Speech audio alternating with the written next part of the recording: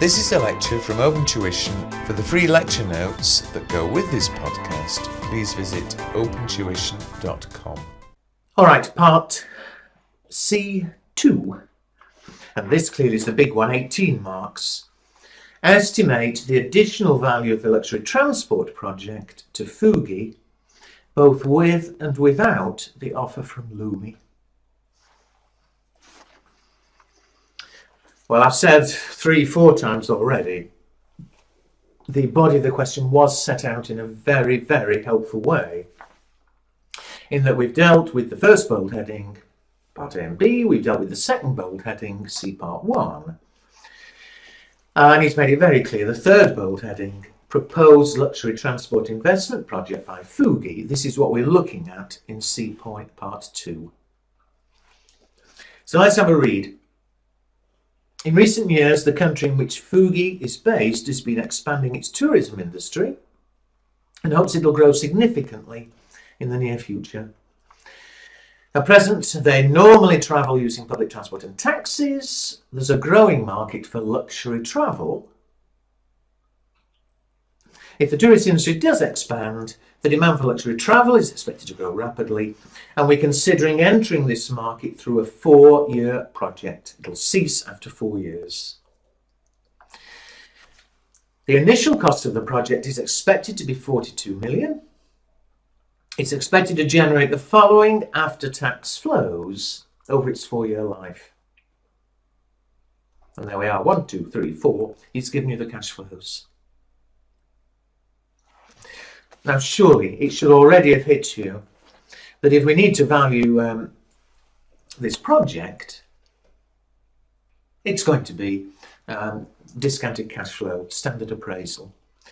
And he couldn't have been much kinder. I mean, here, the cash flows are actually given to us.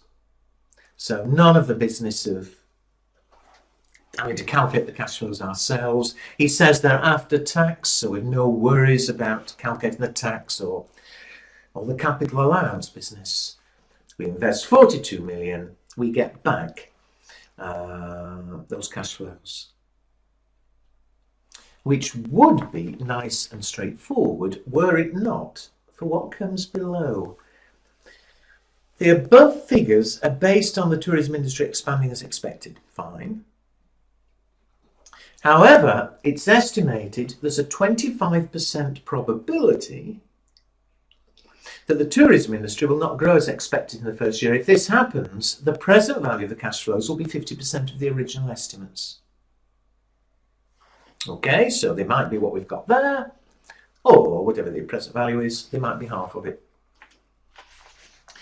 Over the page, it's also estimated that if the industry grows as expected, there's still a 20% probability the growth will slow down in the second and subsequent years, and the present value of the project's cash flows will then be 40% of the original estimates.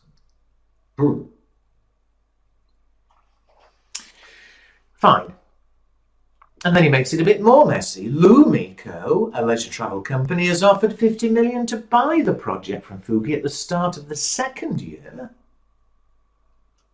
And we're considering whether having this choice would add to the value.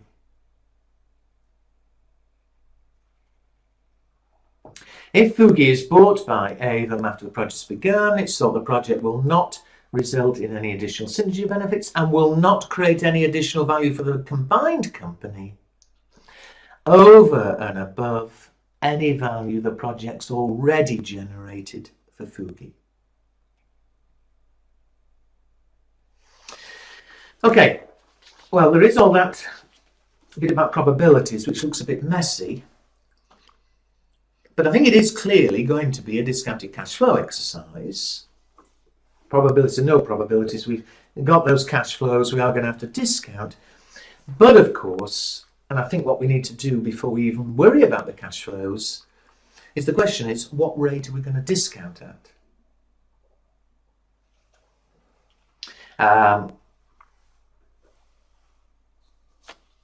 Fugi is some sort of airline company. This is a different project.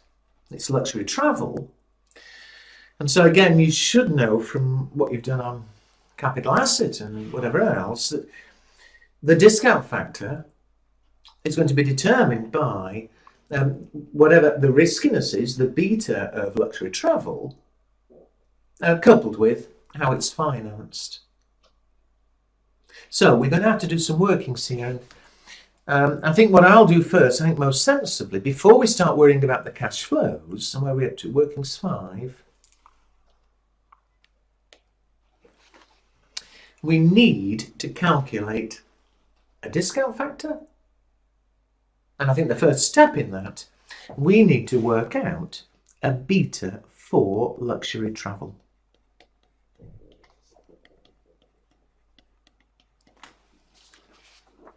And how can we do that? Well, again, you should already be happy that the standard approach would be to find a similar company and use its beta for our project. Unfortunately, if you go back to the question, the last paragraph before general information, it says, although there is no beta for companies offering luxury forms of travel, ACCA, a listed company, offers passenger transportation on coaches, trains and luxury vehicles. 15% of its business is the luxury transport market. Their equity beta is 1.6. Well, I have to do it step by step here. First of all, there's no question. We're going to have to take ACCA, as although only partly, at least they are in luxury travel. So ACCA is the company we're going to have to look at. We're only given ACCA's equity beta. And of course, what we need is asset beta. Because the equity beta will be different companies depending on the level of gearing. So we need to work out the asset beta for ACCA.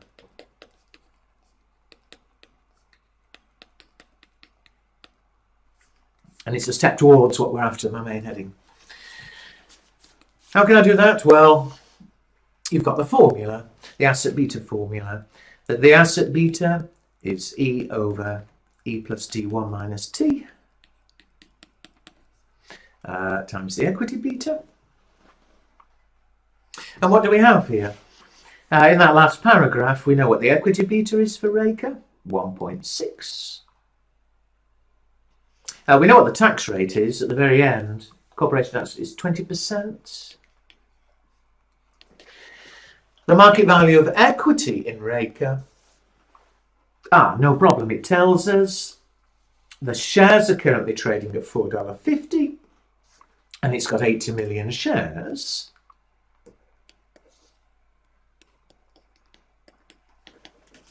So the total market value of equity, that can't be right, sorry, 80 times $4.50 is 360. And finally, the debt in ACCA. The debt's currently trading at 105 per 100 nominal. The book value, the nominal value of the debt is 340 million. So remember, it's market values we need. 105 for every 100. And so the market value of the debt is 357. So now I can stick figures in the formula and get the asset beta. Equity 360 over equity 360 plus debt times 1 minus t. Well, let me work that out. 357 times 1 minus t.8. So 357 times 0.8 is 285.6 times the equity beta of 1.6. And so the asset beta 360 divided by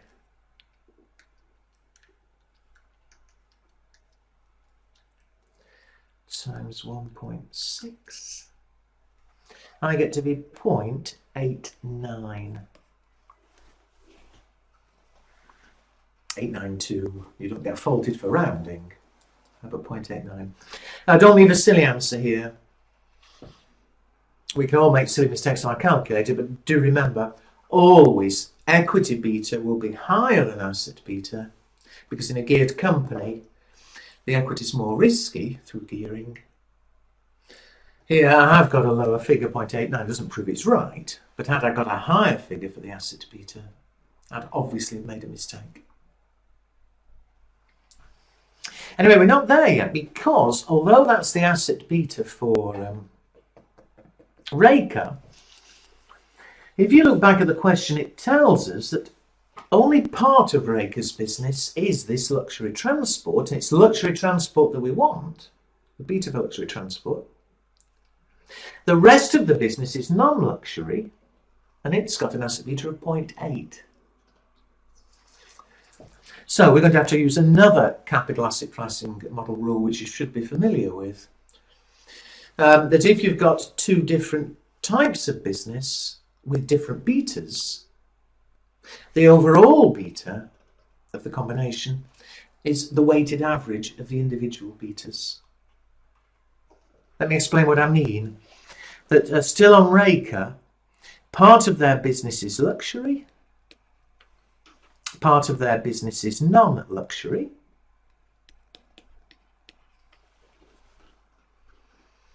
The proportions, well, 15% is luxury, and therefore, I beg your pardon, I got it the wrong way around. 15% is luxury, and therefore 85% is non-luxury.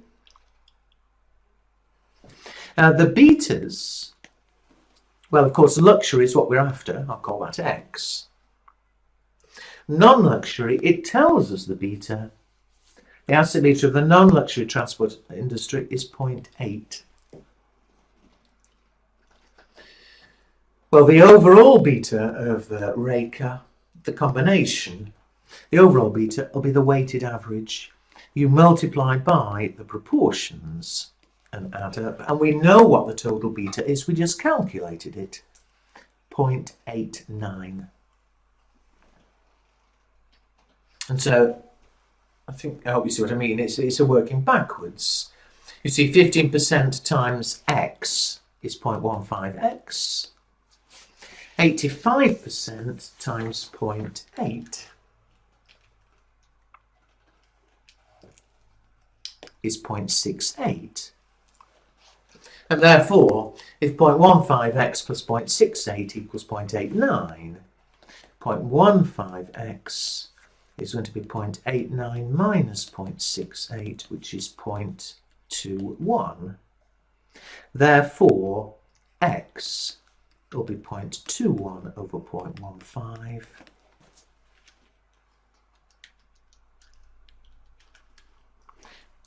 Sorry, 0.21 divided by 0.15. Keep pressing the wrong buttons.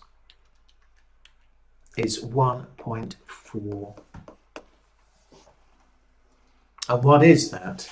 That 1.4 is the asset beta of luxury transport.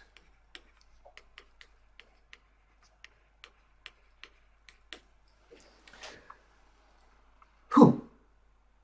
We're not there yet, but there's, I haven't looked at the marking scheme here, so but certainly a few marks there. But I'd say at the very beginning of all of this, it's an awful question because there's so many different bits to sort out, but on its own, the idea of ungearing a beta, you should be familiar with it. I mean, that could be asked anywhere in the exam. All right, now we've got the beta of luxury transport, but don't forget what it is, where we're going. I'm still trying on the way to calculating at what rate we're going to discount the flows for this new project.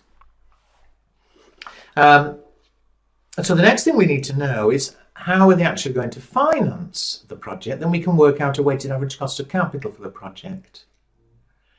Well, there's no mention here, so we can only assume that the existing gearing in Fugi, it's Fugi are doing the project, that the existing the existing gearing will be maintained, which is a fairly standard assumption. Although again, any assumptions you make, do write down in your report immediately go back to your report page and say, we've assumed that we keep the same gearing. So if Fugi does keep to its same gearing, then what we're going to have to do is calculate the cost of equity, cost of debt, and weighted average cost of capital. But how can we get the cost of equity that we're going to use? We know the asset beta is 1.4, but to get the cost of equity, we are going to need an equity beta. So let's carry on. What workings am I up to? Working 6. Let's calculate the equity beta for Fugi for luxury transport. And again, don't get lost. I need this so we can work out a cost of equity. And then we can work out a weighted average cost of capital, and we'll have a discount rate. How can I work out an equity beta? Well, it's the asset beta formula again.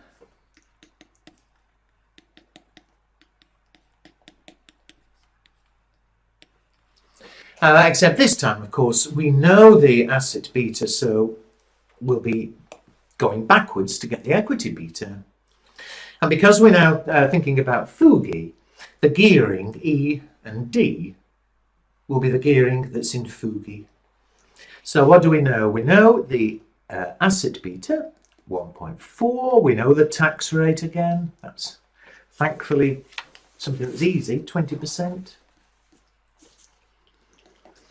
We need to know the equity and the debt in Fugi. Equity. I worked that out earlier, did I not? Right back at the beginning. Was it workings 1? There we are, yeah. The current value of Fugi's equity is 922.5. Workings 1. Do reference back. And remember, you don't lose marks twice. So if something had gone wrong in workings 1 and we got the wrong value of equity, we'd have lost a mark up there. But you'd get full marks here for using the figure that you'd calculated in the original workings. So you don't lose the marks twice, provided it's clear what we're doing, and the way I'm setting it out is the way I do it in the exam. As far as the marker is concerned, it is clear here what I'm trying to do. Finally, though, we need the market value of the debt in Fugi. Where are we? Now, we're going to have to look back at the second section of the question. We know the non-current liabilities from the statement of financial position in Fugi are 380. And if you look at the last paragraph of that second section, which we haven't used so far, Fugi's non-current liabilities consist entirely of $100 nominal value bonds, which are redeemable in 4 years at nominal value, on which the company pays a coupon rate of 5.4%. The debt is rated a B+, the credit spread 80 basis points above risk-free. So although we know the nominal value, we need the market value. We're not given the market value of the debt. So another bit of workings is going to be needed. And again, it should be standard workings that you've learnt elsewhere. But you should be happy that the market value of debt is always the present value of the future expected receipts to investors, discounted at their required rate of return. So I'll fill that in a moment. Let's do the workings. I always do it on $100 nominal, first of all. What receipts does the investor expect on $100 nominal? Well, it says there's a coupon rate of 5.4. So on 100 nominal, they'll be receiving interest for 4 years of 5.4%, $5.40. They're redeemable in 4 years' time. So they expect a receipt in 4 years. They're redeemable at nominal, 100. So there are the receipts that the investor expects. And note that the interest tax is not relevant here. We're not looking at cost to the company, the investor receives the full interest. Tax relief is completely irrelevant as far as they're concerned. To get the market value, we discount those at the investor's required rate of return, and it tells us that because the debt's B+,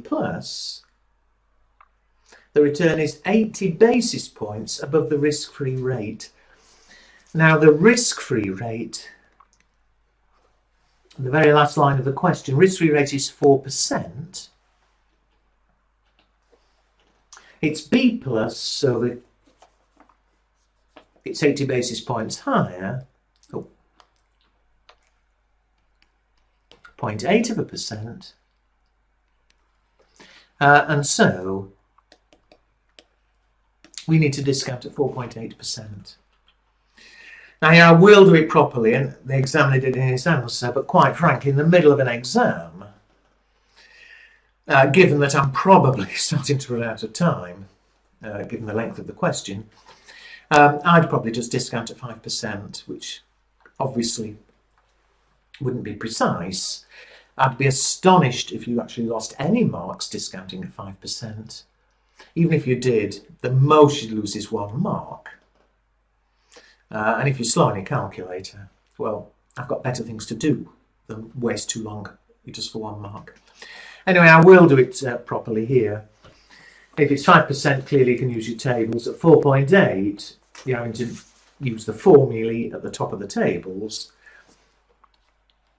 So the ordinary factor for 4 years, 1 over 1 plus r to the power 4, which gives the factor of 1 divided by 1.048 times 2, 3, 4, is 0.829. The annuity factor for 4 years at 4.8% is 1 minus 1 over 1.048 to the power 4 divided by 0.048, which comes to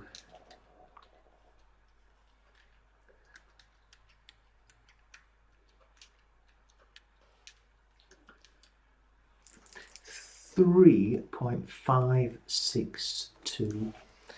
Now, say if you're fast on your calculator, do it strictly the right way, but otherwise, I don't know why I'm repeating, but 5% will be good enough. Incidentally, if you have done it from first principles, an easy way of checking you've not got a stupid answer. The discount factor, the annuity, it should be not far off from what it would be at 5%. And 4 years at 5% would be 3.546. I get 3.562. Well, it does suggest that I've probably got it right. You know, if I got 6.562 or something, it would obviously be wrong. Anyway, the present values, 5.4 times 3.562, 19.23. 100 times 0.89, 82.9. And so the market value of a $100 debt, $100 nominal,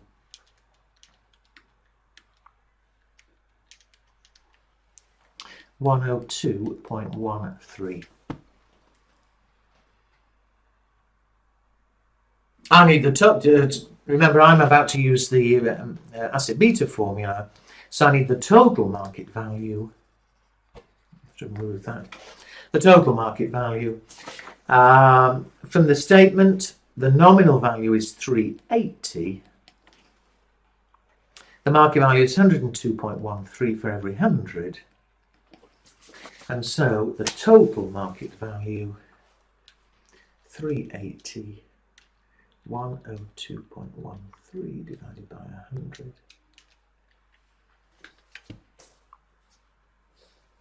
Is 388.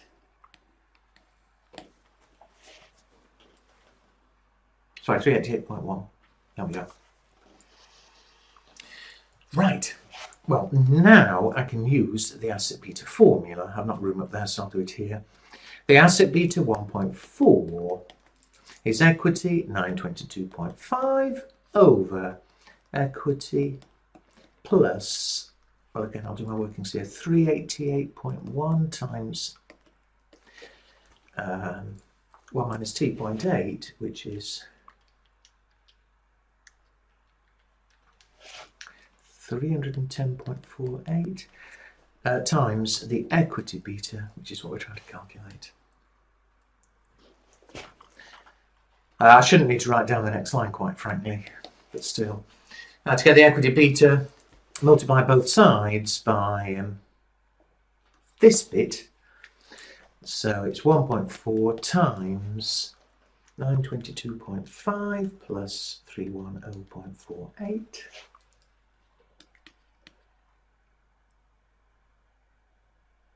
1, 2, 3, 3. Divide both sides by 922.5. I hope I'm right here.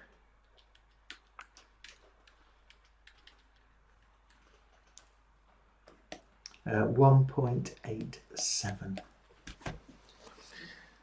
Whew. Now the danger is forgetting where we're up to. What I've got there is the equity beta for Fugi investing in luxury transport. And I needed that because now we can calculate the cost of equity and then we can calculate the weighted average. And so working 7, here's an easy one. Cost of equity for Fugi luxury transport.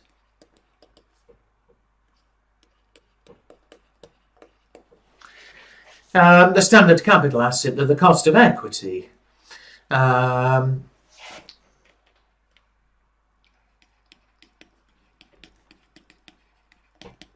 It's equal to the risk-free rate plus beta times the market premium.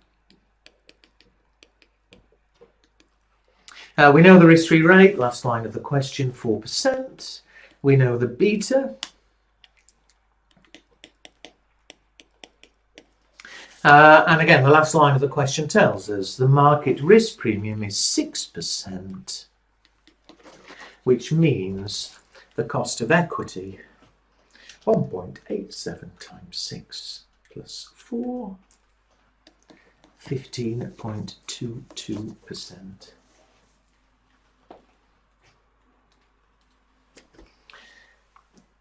Remember, it's the beta of equity fixes cost of equity. To get weighted average, we also need cost of debt.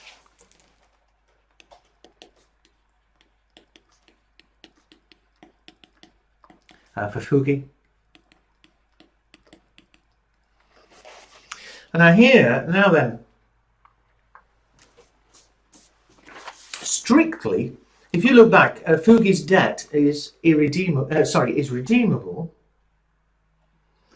And again, you should remember from elsewhere, it's paper F9, that if you've redeemable debt, to get the cost of debt, we should actually work out the internal rate of return.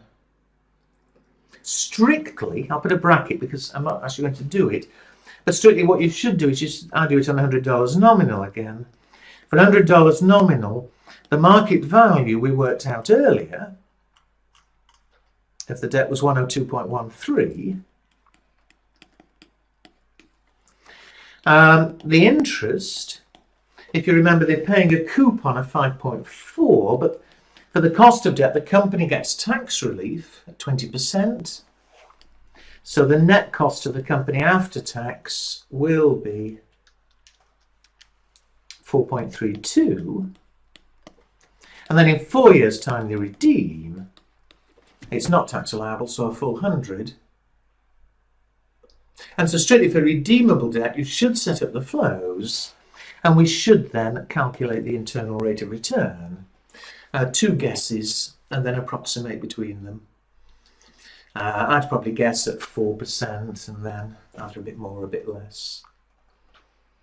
Now, strictly, that's what we should do. However, I'm sorry, in other questions, I would actually go ahead and do that. But here, given that there's so much involved, there's no question the examiner would have allowed an approximation. It wouldn't actually make much difference. And he did approximate in his exam, so I will as well, then I don't confuse. What he did, instead of calculating an internal rate of return, which strictly he should have done, he simply said, well, we already know that the return to investors is 4.8%, 4% plus the premium.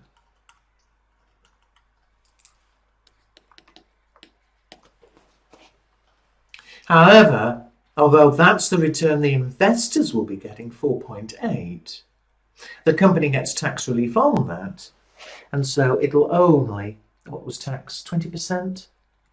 So the cost of the company will only be 80% of it, which is 3.84. Now, I must repeat, strictly, that's not precisely correct. It should have been 2 guesses and approximate. Try by all means. I mean, it's a good exercise. In other questions, you may have no choice but have to do it. You will, in fact, find that it's not 3.84, but it is pretty close. And here, an approximation is good enough. So I hope I'm making myself clear. It's your choice. But I say, given the rush here and the fact it won't make much difference, that's what he did, and it was allowed. I must also point out, if anybody is looking at the answer at the same time, the examiner, he's done all his numbers correctly, but he does make one comment that's wrong. He actually says somewhere the cost of debt is 4.8. It isn't. 4.8 is the return to investors. The cost of debt is 3.84. And you'll see if you carry on with this answer, and I'm going to obviously finish this bit, you'll see he does actually take off the tax relief. But the cost is 3.84. 4.8 is return to investors. However, now we can finish this bit of it. We know the cost of equity, the cost of debt. So finally, for getting a discount rate, we can work out the weighted average cost of capital. Again, I may be wasting a few seconds, but I don't want to risk the marker not being clear what I'm trying to do. But the weighted average in the normal way, equity debt,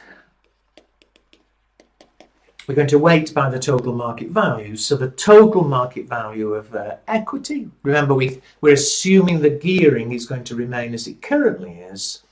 So currently the market value of equity is, I think it was 922.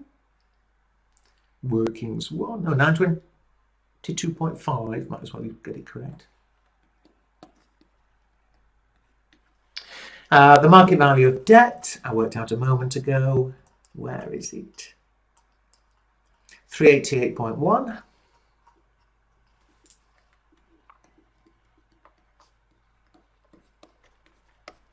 And so a total. The cost individually, the debt is 3.84%. The equity 15.22. And so the weighted average, 15.22 times 922.5 over 1310.6. 3.84 times 388.1 over 1310.6. Let's just hope I can get my arithmetic right.